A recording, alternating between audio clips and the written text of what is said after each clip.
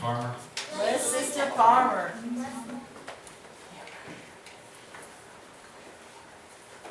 Praise the Lord. Praise the Lord. I know everybody likes it when I come up and talk because I'm short. So. Not that I'm good, I'm just short. So I heard something funny today. It said, today is Thursday, or otherwise known as the fourth day in the hostage negotiations. Are we all ready for the weekend? It feels like, today almost felt like a Monday. So I'm glad that the weekend is almost here. I'm going to be talking to us today only on one thing the Lord's been talking to me about.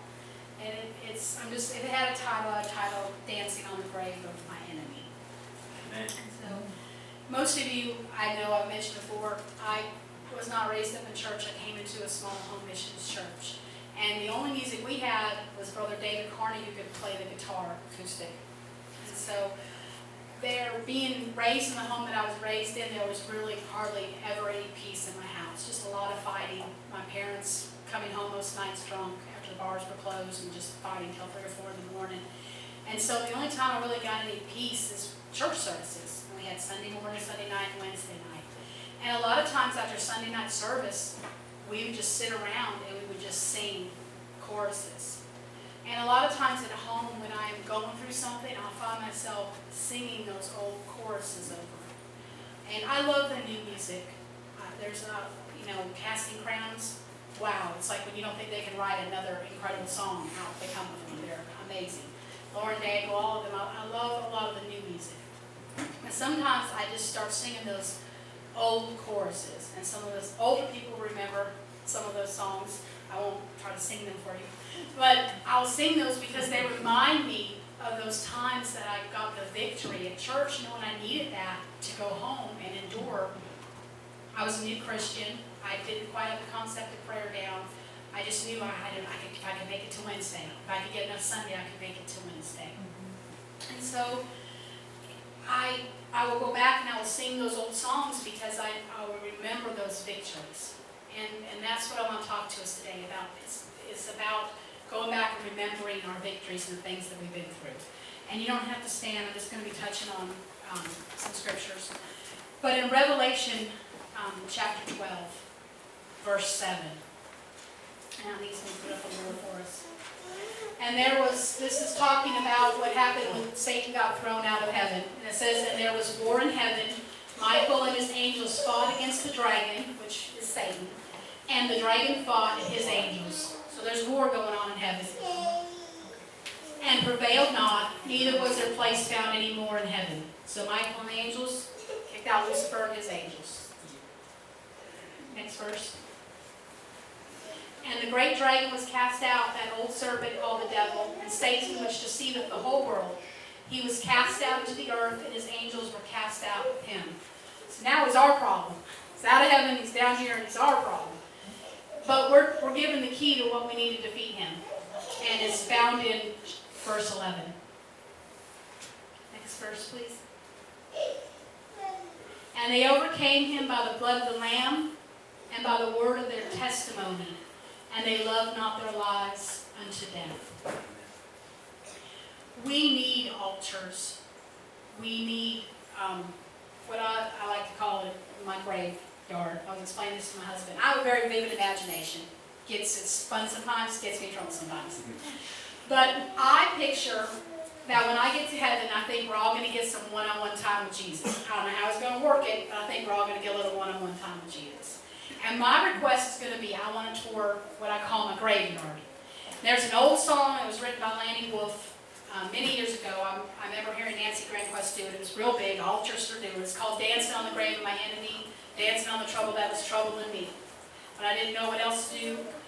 And the song was referencing when the Israelites were crossing over the Red Sea, and then their enemies got drowned, and so they were dancing, and Mary, Moses' sister, grabbed a tambourine and started singing, and they were dancing, and they were giving victory to God. So that's what it's referencing to.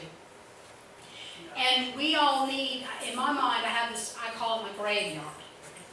And when I'm going through something, and I need a reminder of what God's done, I go visit my grave of that thing that I got victory over. And so when I'm going through something, I have to remind myself, wait a minute, God's brought me through something similar. So I go to that grave and I read that tombstone. Here lies this problem, buried on this day. God brought the victory. Amen. And I'll dance. I dance around my house. I'll dance. I'm dancing on the grave of my enemy. I need that graveyard. Some of my graves, they're still open because I haven't got the victory yet. But I remember what it says in Hebrews where it says that some die receiving not the promise. So that's why when I get my one-on-one time with Jesus in heaven, I want to go see those graves that finally got filled in. And all the tombstones are completed. Now, some of you might think, well, that's a little morbid for me, so I'm going to be nice, and I'm going to talk to you about altars. Because altars are important. In the Old Testament, ancient altars were raised structures where they would offer sacrifices. They would build them as a monument or a way to remember having a meeting or an encounter with God. Many people built altars. Noah built them, Abraham built one, Isaac, Jacob, Moses, Joshua, Gideon, even Balaam, the false prophet, built an altar. Samuel, Elijah. And one of the most famous altars I think about is Jacob. Now, my husband's preached on Jacob enough, and everybody here has pretty much been raised up in church, so I'm not going to break the story down. But the first altar that Jacob built was at Bethel when he was running from his brother. And he built an altar because he had placed stones and he'd gone to sleep. And he had dreams about the angels ascending and descending up. And when he woke up, he had fear, and he made this covenant with God. And he took the rocks he slept on, and he built them up, and he poured oil on them. And he told God, God spoke to him in the dream and gave him promises. And so he told God, if you'll do this, if you'll bring me back to peace to my father's house, then I'll give you a tenth of everything I own, and I'll serve you all the days of my life. And then Jacob goes on his way. We know the story. He gets tricked. He gets the homely sister. He gets the pretty sister. He's the original sister wives. You know that plan. So he's got his 2 wives. He's got his kids. And then he ends up with 2 more wives. So yes, the original sister wives, 4 of them. All these kids running around. And God finally tells him it's time to come home. I want you to come back to Bethel and build an altar. And he gets to Bethel, he builds an altar, but here's his brother's coming. So I imagine that Jacob, he had to revisit that altar several times to encourage himself. Wait a minute. I think there was times when he was back with Laban, or things were going on, or he got a 3rd wife added to him, and here comes another kid, that he had to go back in his mind and he had to revisit that altar and remind himself, I'm going to get to go home someday, and I'm going to go home in peace. I'm not always going to be in this situation. God's made a promise to me. And so when he finds out Esau's coming, he wrestles all night. And when he's done, what's he do? He builds a second altar. Altars are incredible, and all of us have altars in our life, whether you recognize it or not. All an altar is a time that you can remember where God met you in a special way, where he brought you an incredible victory. And the way that we're victorious, we're told, is by the blood of the Lamb and the word of our testimony. Your testimony is powerful. And most of the time, you need to be testifying to yourself. Because when you're going through something and everything's dark and the storm clouds are rolling in and it feels hopeless, you need to go visit your altars. You need to go back and you need to remember that God is able. He's brought me through this. He's brought me through that. He's brought Sister so-and-so through this. He's faithful. He'll bring me through. Amen. If we're going to make it in these last days, as I referenced earlier, I knew if I could get enough Sunday night, I could make it to Wednesday. And that was true. That doesn't apply today. There's so much that drains us. It's just the world is so much more wicked. And not even so much more wicked, I just think we see so much more just out in the open. And there's no new thing under the sun. Nobody's doing anything new. It's always been done. It's just that we see more of it, and they're willing to be so open about it. And there's days when I get home from work, I'm so drained. I worked yesterday. I got a phone call from someone that needed some help. So I got home from work, and I had to turn and go carry some stuff out to them. And then while we're sitting there, I'm getting drained by all of their issues. And then we get home, and you got to get up and you got to start all over again. If we try to do it on our own, we're not going to make it. We got to have prayer. We got to be able to get into His Word. But most of all, we've got to be able to have a testimony, because that is how we are going to overcome. You've got to testify to yourself. You've got to speak it to yourself. When you get up in the morning, when I get up in the morning, and I'm not saying everybody has to do this, but this is what I do. I say, thank you for this day, Jesus. You have given me this day. You have woke me up.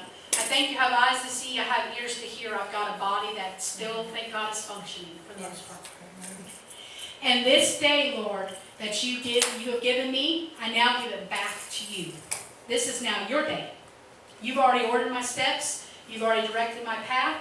You already know everything I'm going to face. So your will in my life be done today.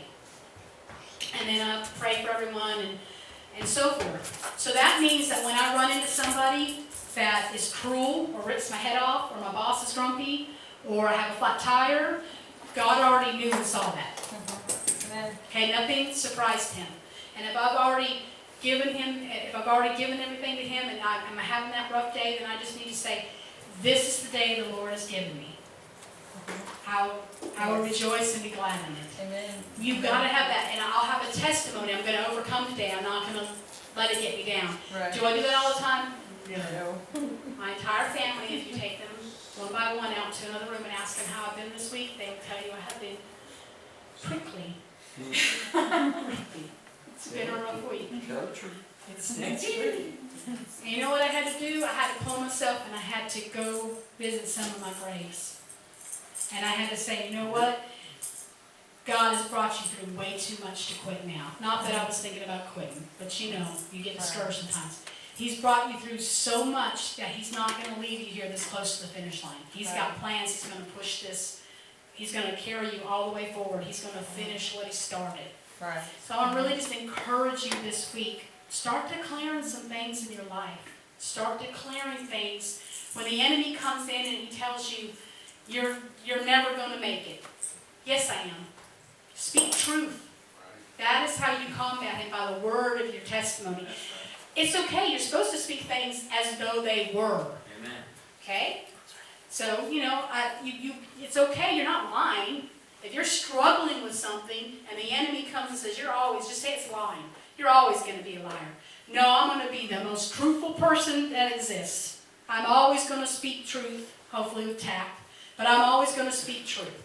If you have a problem with depression, it's okay to say, I'm going to have joy in the Lord. Because happiness is just an emotion. That's right. You got to find a state of contentment. You're not always going to be happy. I know when you're young you think you're always supposed to have this high like you're at Six Flags all the time. That's not real life. Sometimes life's just putting one foot in front of the other. And another reason you got to hit your testimony, think about David. David, before he was king, he'd been anointed. He's out there, he's hiding from Saul. And one of the things that David's doing is he's going around and protecting Israelites who have livestock. Because what would happen is, other people from other countries would come in and raid and steal their livestock and take it back. And so David's staying on the border of Israel, and he's protecting people's livestock. So when the enemy tries to come in and kill Israelites or take their livestock, David fights them off. And so then he would go tell the people, hey, you almost got raided. I stopped them. They weren't able to take anything. And the Israelites that owned all this livestock, they'd be thankful, so they would give David and the men that were with him provision. Well, man, you just saved me. I would have lost everything. Here, take a tent, take some food, take this. And so David, he's doing this. He's protecting. It's kind of like the original mafia, except like in the mafia, you pay to protect them from them. They come in and say, "Give me $100 or I'll break your legs." So you pay protection money. But David was like, he was really protecting them. And so here, David, he's protecting them. They're thankful for it, and he gets to this dude named Naaman, and he saves Naaman a ton of money because Naaman could have had all his livestock raided. And he sends a message, and Naaman basically says, "I don't need you. Like, you're a dog. Whatever. What are you? Get out of here. I'm not giving you nothing."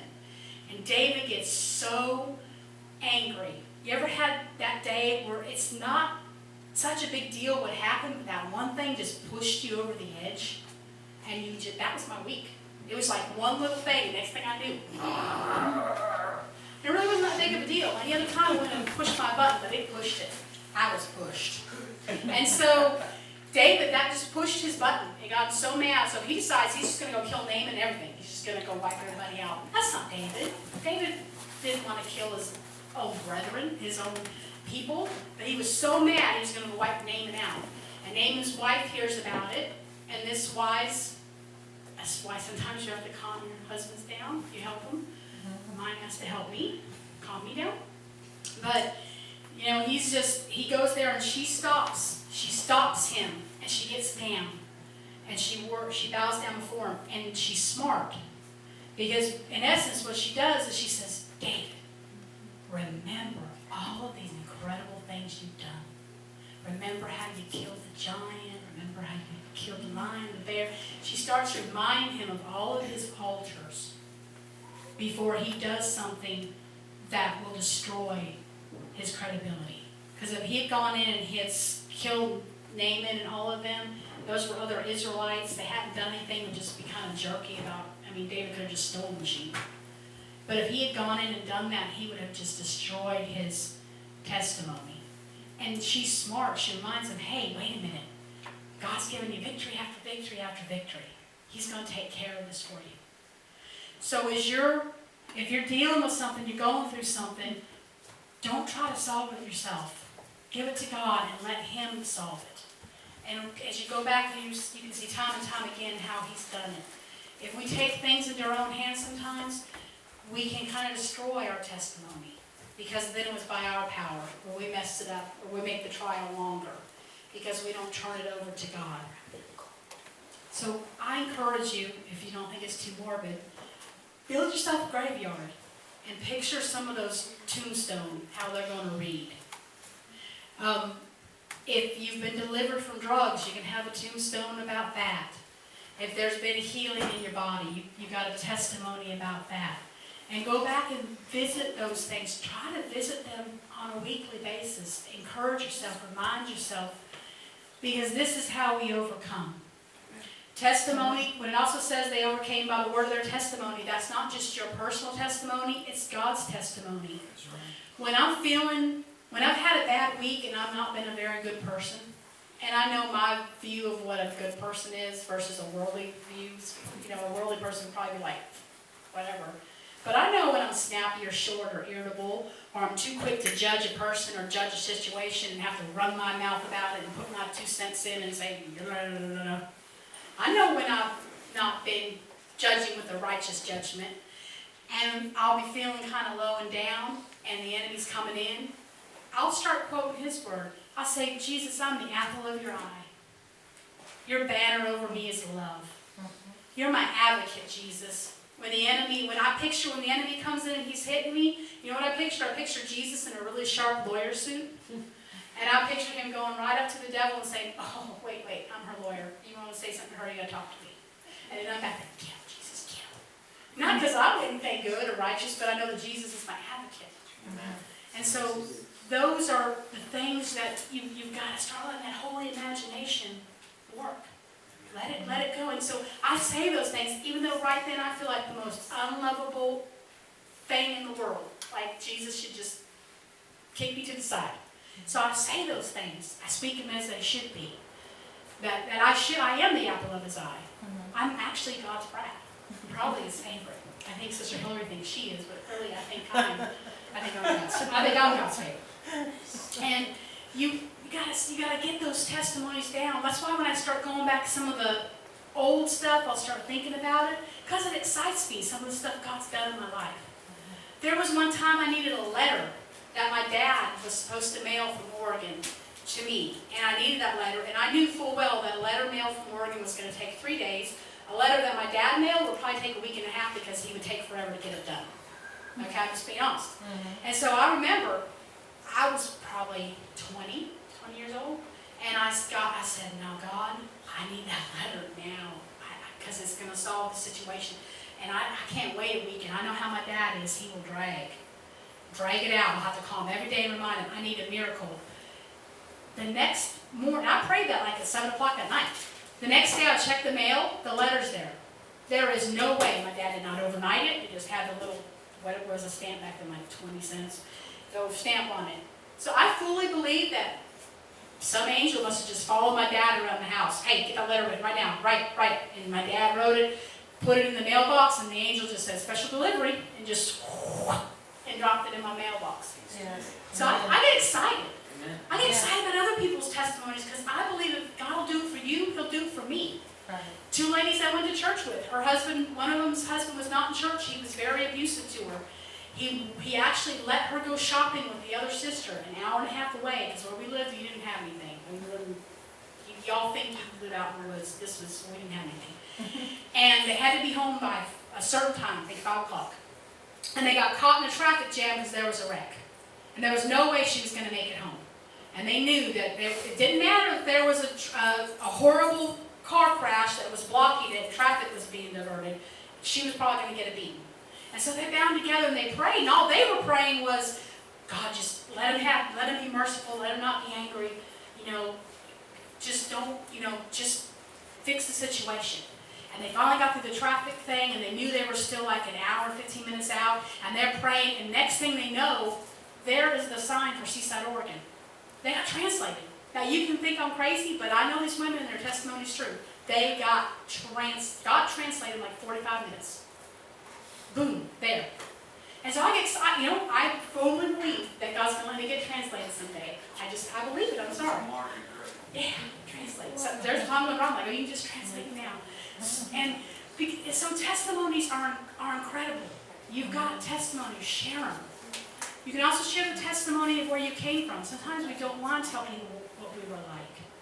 I'll tell people all the time, the church I came into, God bless that pastor, because dealing with me could not have been easy.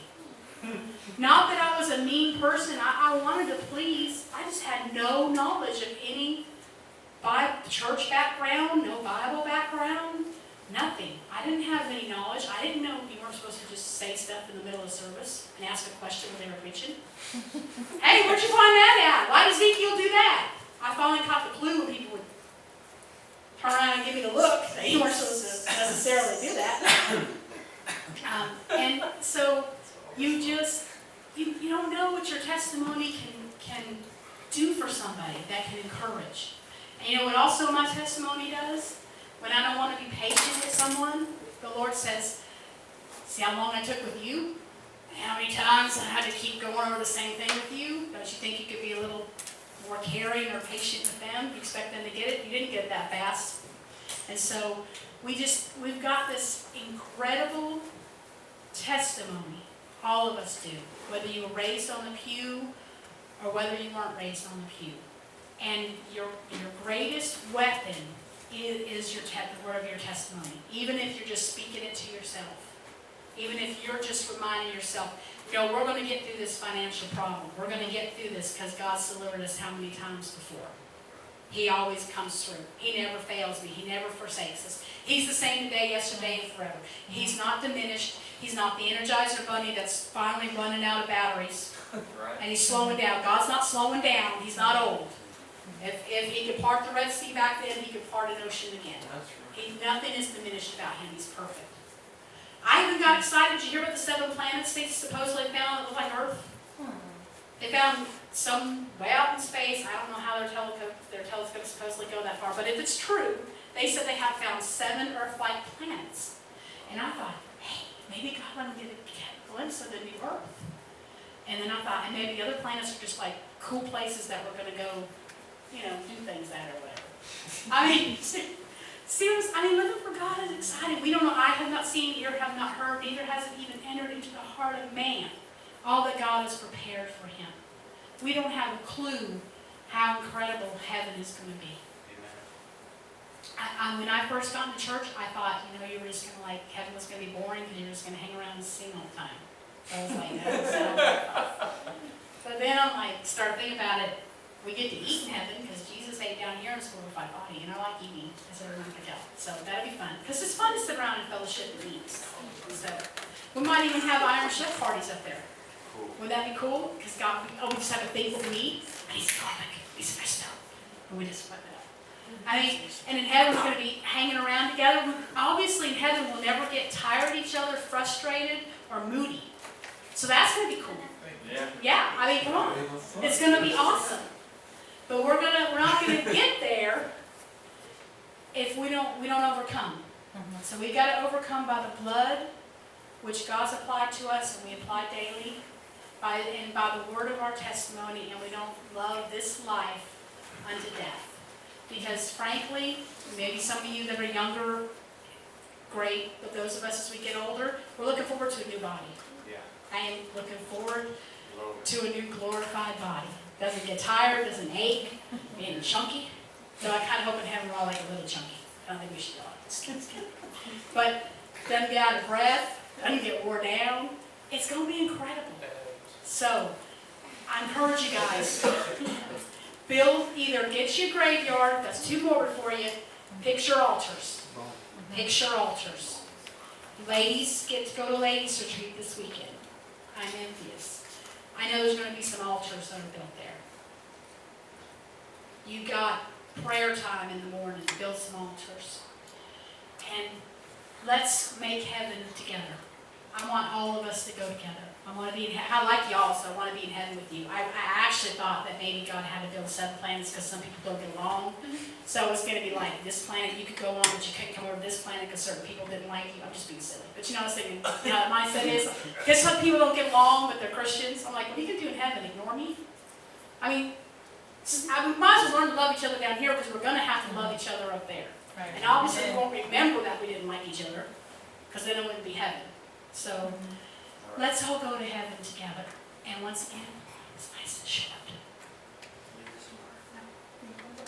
I know you want to add this. Really?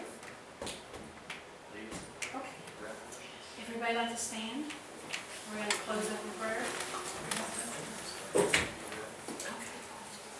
Lord, thank you for the opportunity to build altars.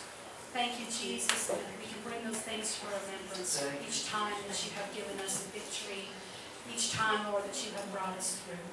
God, help to bring to our memory every altar that we have built with you, of every time that you have answered us. So that, Lord, that we can overcome the things that we go through now by the word of our own testimony, that we can remind ourselves of what you have done for us and who you are with us. And God, for those that are going to ladies' conference, I pray that you protect them, watch over them, and let it be an incredible time of fellowship and also growth in you. I pray for those that are going to be the men that are stuck behind, Lord, that will help them, give them patience, and let the houses be clean when their wives come home. And be with us as